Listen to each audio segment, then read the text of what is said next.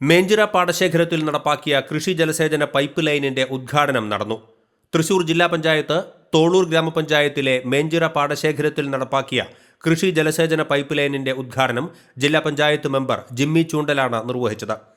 വളരെ പരിമിതമായ മോട്ടറാണ് ജില്ലാ പഞ്ചായത്തിന്റെ അകത്ത്. നമുക്ക് 29 ഡിവിഷൻ മെമ്പർമാർക്ക് ഏറെക്കുറെ 10-15 മോട്ടറാണ് നമുക്ക് ലഭിക്കുക മൊത്തം. അതിലൊരു മോട്ടർ വയ്ക്കാൻ നമുക്ക് ഇടപെടാൻ നമുക്ക് കഴിഞ്ഞിട്ടുണ്ട്. ആ മോട്ടറും നമുക്ക് ജില്ലാ പഞ്ചായത്തിൻ്റെ അകത്ത് പാസ്സാക്കി എടുത്തിട്ടുണ്ട്. എത്രയും പെട്ടെന്ന് അതിൻ്റെ ടെൻഡർ നടപടി പൂർത്തീകരിക്കുന്ന മുറയ്ക്ക് ആ ആവശ്യവും നമുക്ക് പരിഗണിക്കാൻ നമുക്ക് കഴിയും.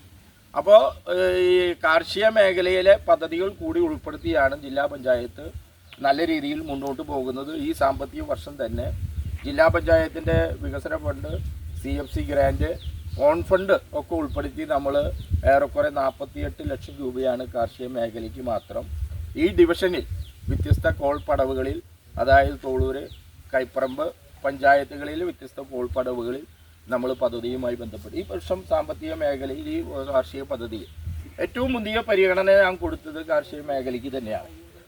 പഞ്ചായത്ത് പ്രസിഡന്റ് സുരേഖല കുഞ്ഞുണ്ണി അധ്യക്ഷത വഹിച്ചു. പറപ്പൂർ സർവീസ് സഹകരണ bank president AK Subramanian മുഖ്യാതിഥിയായിരുന്നു.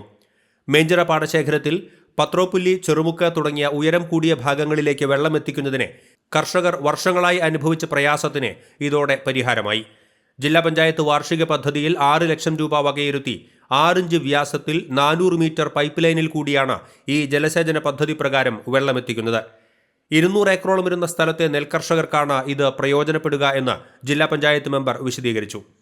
Standing committee ചെയർമാൻമാരായ Sheena Wilson, Sarasamma Subrahmanyan, VK Raghunathan, KG Paulson, Sheena Thomas, Mencheera പടവ് committee convener K Kunhunni, panchayat secretary Anoop Kumar, A Vijayakumar, Sasi Kodappana എന്നിവർ ആശംസകൾ നേർന്ന് സംസാരിച്ചു. ATK news, Parappur. ബ്രേക്ക്ഫാസ്റ്റിന് ഉണ്ടാക്കാൻ അമ്മയെ ബുദ്ധിമുട്ടിക്കേണ്ട ആവശ്യമില്ല. ഒരു 10 വയസ്സായ ഏതൊരു കുട്ടിക്കും സിമ്പിളായിട്ട് ചെയ്യാം. പക്ഷെ മാവ് പ്രാതൽ ഫ്രഷ് ആയിരിക്കണം. പ്രാതൽ ഫ്രഷ് ഇഡ്ഡലി ദോശ മാവ് ബ്രേക്ക്ഫാസ്റ്റ് ഇനി കുട്ടികൾ തയ്യാറാക്കട്ടെ.